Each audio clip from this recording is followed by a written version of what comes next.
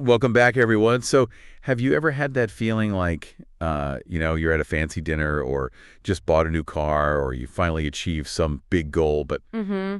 but there's still this kind of emptiness inside? Oh, yeah, yeah. Definitely, like a hollowness. For That's what sure. we're diving deep into today, that mystery of feeling empty even when life seems, pretty good on the surface. Yeah. We've got this really interesting mix of sources today. We've got like articles, blog posts, even Oh, wow. yeah, a really raw and honest Reddit thread, Hmm. all wrestling with this feeling that I think we all kind of experience at some point. Yeah, and it's so interesting because even though all of these sources use different terms like, void or lack of meaning or emptiness, Right. they all kind of point to the same core issue, that yearning we have for something more, Hmm. something that the usual fixes like buying stuff or chasing achievements, Yeah. just don't seem to satisfy. Right. It's like you can check off all the boxes on that successful life list, Right. but still feel like something's missing. Yeah. Like there's one article from Youth Hab that makes this really interesting connection between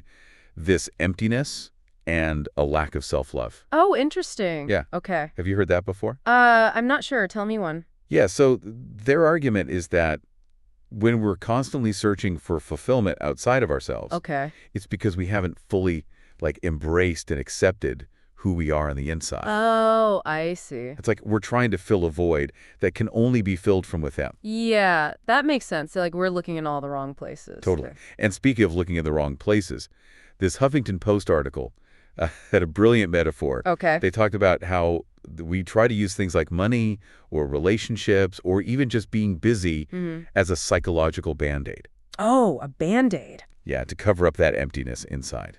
Oh, but just like a Band-Aid. Those external fixes, they eventually peel off, Right. and then we're left feeling empty all over again. Exactly. So I guess that brings us to the big question. Mhm. What's actually causing this emptiness in the first place?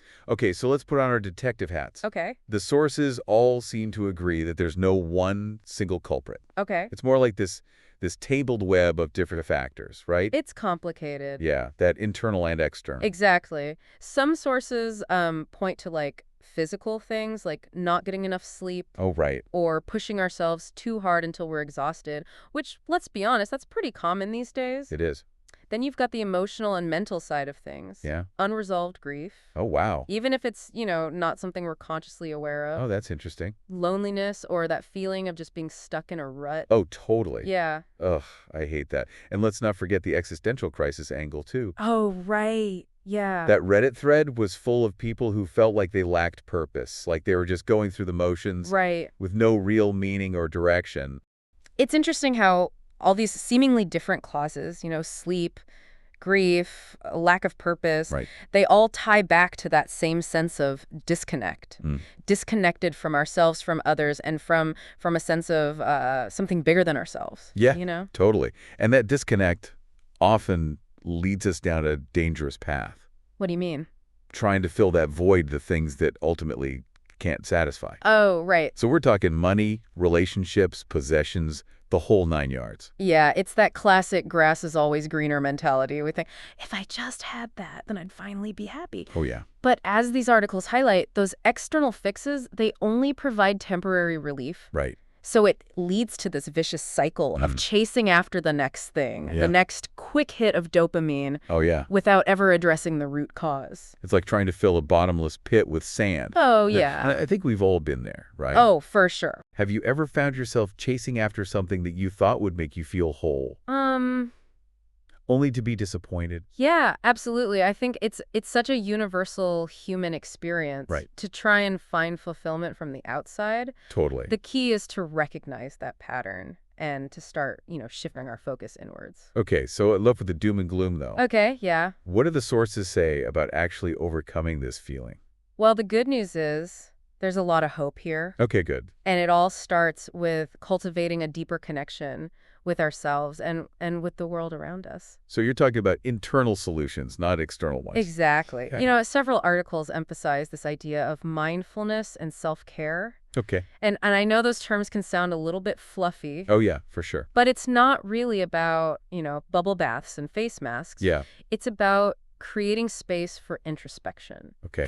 for truly tuning into our own needs and feelings. Mhm. There's even this mention of a meditation app called Declutter the Mind. To clutter the mind. Yeah, which could be a helpful tool for, anyone looking to start this inner journey. I love that. It's not about escaping our feelings. It's about actually turning towards them, Right. learning to listen to what our hearts are trying to tell us. Exactly. And that leads us to another crucial element that was highlighted in several of the articles, Okay. strengthening self-esteem. Oh, interesting. Okay. The Hello Better article was especially powerful on this point.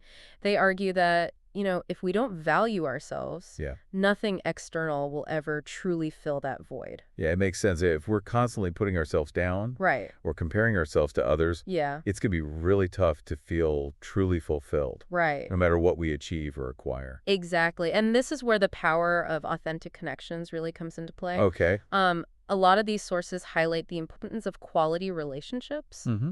not just, the quantity of friends or followers we have. Right. It's about those deep, meaningful connections Mm-hmm. with people who truly see and appreciate us for who we are. So it's not about being popular. It's about being connected. Exactly. And, the articles even mention Yeah. the famous Harvard study of adult development, Oh, wow. Yeah. which followed hundreds of people for decades. Right. And they found that close, supportive relationships were like the single biggest predictor Wow. of happiness and longevity. That's incredible. It is, but let's be honest. Yeah. Building those kinds of deep bonds, Mm-hmm. it can be challenging, especially if you're dealing with self-doubt Right. or past hurts, Oh, totally. Yeah, and this is where another fascinating concept comes into play. Okay. This idea of finding your Calcutta. Finding your Calcutta. Yeah, it comes from a thought-provoking blog post by Ernest Dempsey, Okay. and it's all about filling the void through service to others. Okay. I'm intrigued.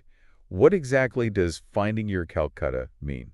Well, it's inspired by Mother Teresa, Oh. who dedicated her life to serving the poorest of the poor in Calcutta, India. Mm-hmm. And Dempsey argues that when we shift our focus Yeah. from our own needs to the needs of others, Mm-hmm. we tap into this source of purpose and fulfillment Okay. that runs much deeper than any external, quick fix. So it's about finding our own unique way to make a difference in the world. Exactly. And it doesn't have to be anything grand or heroic, Right. It could be volunteering at a local soup kitchen, Right. or mentoring a young person, Mm-hmm. or even just being a really present and supportive friend. Yeah. The key is to find something that aligns with your values Mm-hmm. and allows you to use your unique gifts to make a positive impact. That's such a beautiful and empowering message. It is, isn't it? Yeah. I love that it reframes this idea of filling the void as something that's,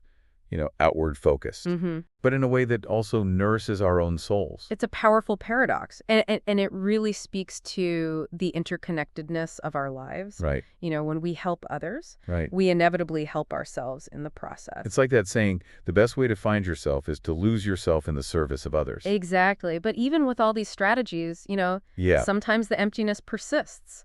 And a lot of these sources acknowledge that it can be really tough to navigate all this alone. Right. Totally. There's no shame in seeking professional support, Right. especially if you're struggling with really deep-seated issues Yeah. or chronic emptiness, Oh, for sure. A therapist can provide a safe and supportive space to explore those feelings, Mm-hmm. to uncover those root causes of emptiness, Yeah. and to develop, personalized strategies for healing. And speaking of healing, Yeah. I want to leave you with this provocative thought from a YouTube video that I came across on embodied authenticity. Okay. They talk about this idea of opening your heart, Mm-hmm. not just to others, Okay. but to yourself. That's a powerful image. What does it mean to truly open your heart to yourself? That's a good question. It is. We'll delve into that and more in part 2 of our deep dive into filling the emptiness. I can't wait. Opening your heart to yourself, huh? It's Mhm. like extending a hand of friendship to Mhm. that part of you that feels, Yeah. lost or hurt or incomplete. It reminds me of that saying, like, be kind to yourself. Right. You're doing the best you can, but sometimes that's easier said than done. Oh, absolutely. Right. We're often our own worst critics. Totally. But that's where this idea of self-compassion comes in. Okay. So instead of like judging ourselves for feeling empty, Right. we can learn to meet those feelings with curiosity and kindness. Okay, so how do we actually cultivate that self-compassion? Mm-hmm. Because it sounds great in theory, Right. but when you're in the midst of feeling lost and alone, it's hard to know where to begin. Well, remember that Youth Hab article we talked about Yeah. earlier? They talked about digging deep down within yourself to understand your feelings. Right. And I think that's a great starting point. Mm-hmm. It's about becoming your own like inner detective, Mm-hmm. asking yourself these tough questions like Yeah. what's triggering this feeling of emptiness? Right. What unmet needs are surfacing right now? It's like we have to become our own therapists, almost Yeah. gently guiding ourselves through those difficult emotions. Exactly. It's about learning to listen to our inner voice with empathy and without judgment. Mm. And that can be a real game changer because often just acknowledging those feelings Yeah. can help to lessen their intensity. Okay, but what about that pesky inner critic we all have? Tell me about it. You know, that voice that tells us we're not good enough, Right. not worthy, Yeah. not lovable. It's the worst. How do we quiet that down so we can actually hear those deeper truths? Yeah, that inner critic can be so loud, Yeah, especially when we're feeling vulnerable. totally. But the good news is, Yeah. the more we practice self-compassion, Hmm. the quieter that voice becomes. Okay, And remember, you're not alone in this struggle. right. We all have that inner critic to some degree. Yeah. The key is to not let it run the show. So it's about recognizing that we have a choice. Right. We can either buy into those negative thoughts, Mm-hmm. or we can choose to challenge them Mm-hmm. and replace them with, more compassionate self-talk. Exactly. And it's important to remember that self-compassion isn't about like Yeah. letting ourselves off the hook Right. or ignoring our flaws. It's about recognizing that we're all perfectly imperfect human beings Mhm. and we all deserve kindness and understanding, Yeah. especially from ourselves. It's like that quote from Maya Angelou, do the best you can until you know better. Oh, I love that. Right. And then when you know better, do better. It's so good. It speaks to that ongoing process Right. of growth and self-discovery. Mm-hmm. And it reminds us that we're all works in progress, always evolving, always learning. I love that. Yeah. And sometimes part of that growth Yeah. involves letting go of things Mm-hmm. that are no longer serving us. Oh, okay. So relationships, jobs, Mm-hmm. even beliefs that might be keeping us stuck in that cycle of emptiness. Right. Yeah. And it can be scary to let go. For sure. But sometimes it's necessary to make space for something new and more fulfilling to emerge. You know, that reminds me of something that came up in that Reddit thread we were talking about earlier. Yeah. One user talked about feeling empty Mm-hmm. because they were constantly chasing after like things they thought they should want. Oh, right. You know, the things that society tells us Right. will make us happy and successful Yeah. rather than what their heart truly desired. Oh, wow.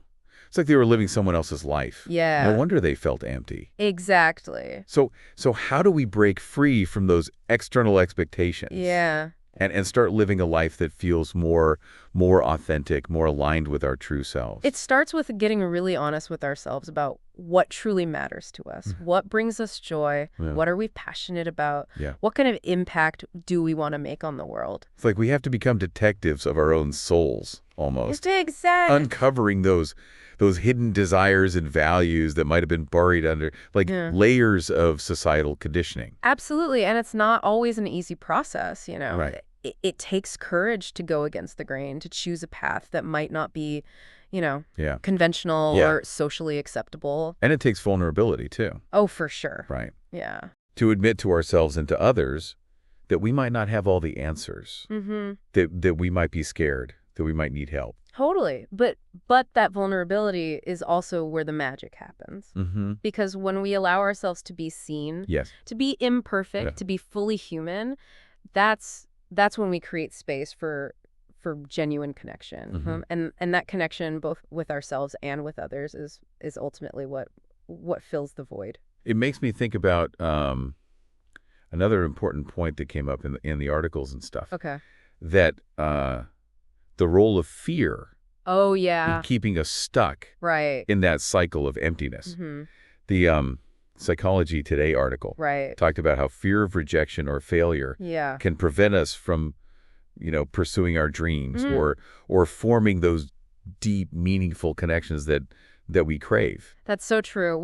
We might build walls around our hearts to protect ourselves from getting hurt. Hmm. But in doing so, we block out the love and connection that we desperately need. It's such a delicate balance. It is. How do we stay open to connection Mm-hmm. without making ourselves, overly vulnerable to pain? That's where discernment comes in. Okay. Remember that suggestion from Hello Better about focusing on people we truly care about. Yeah, yeah. It's about choosing our relationships wisely, surrounding ourselves with people who support our growth and well-being. Right. And it's about learning to trust our own intuition, knowing when to open up Right. and when to hold back. And recognizing that not every relationship is meant to last forever.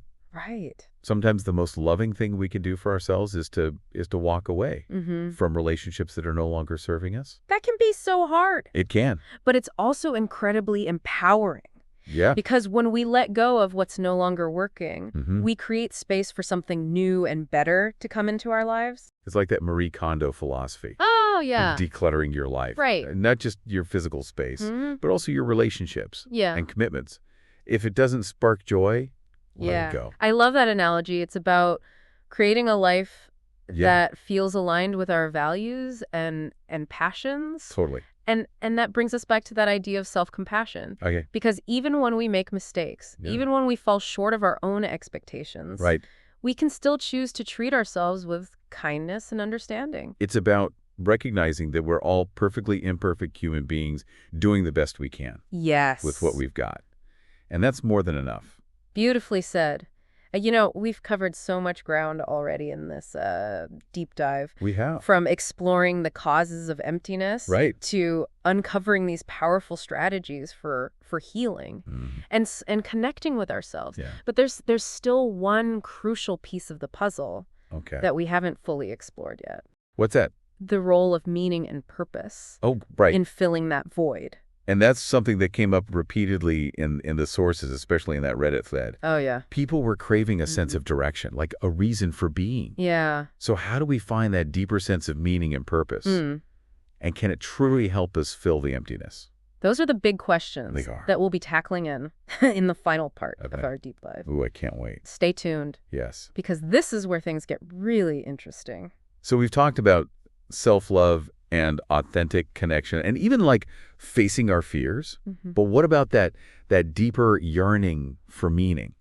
That sense that our lives, they have a purpose beyond just the day-to-day. Like, can finding out why actually help us fill that emptiness?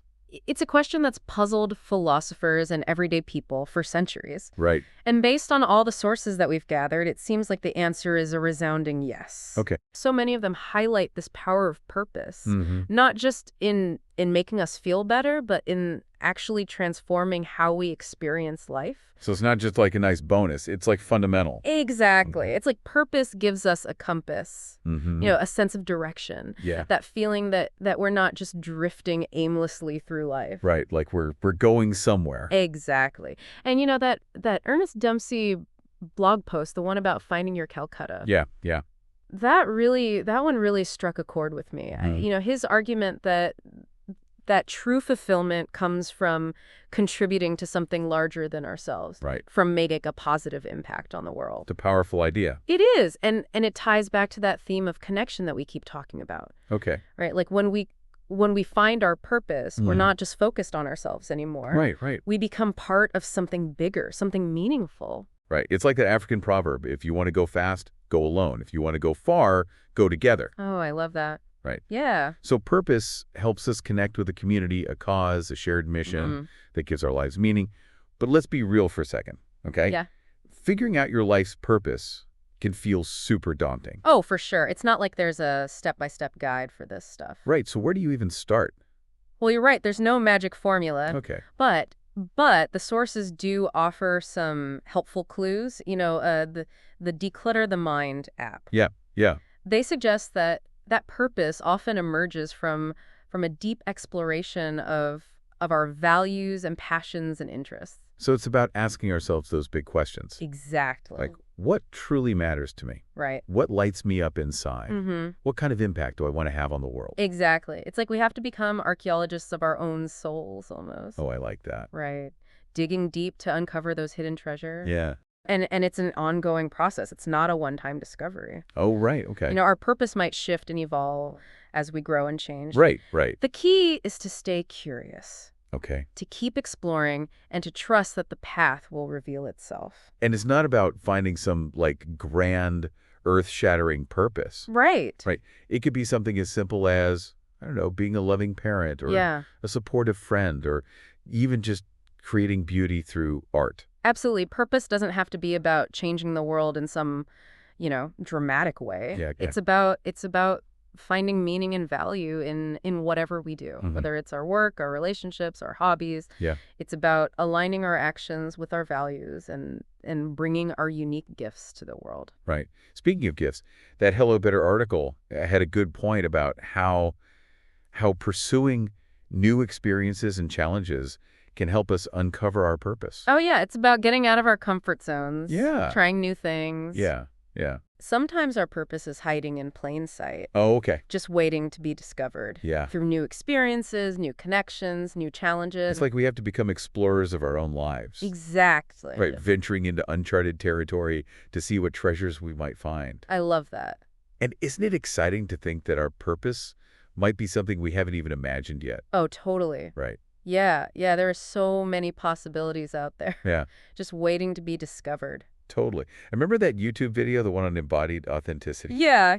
They talked about aligning our actions with our values, walking our talk, making choices that reflect what we believe in, It's so important. right?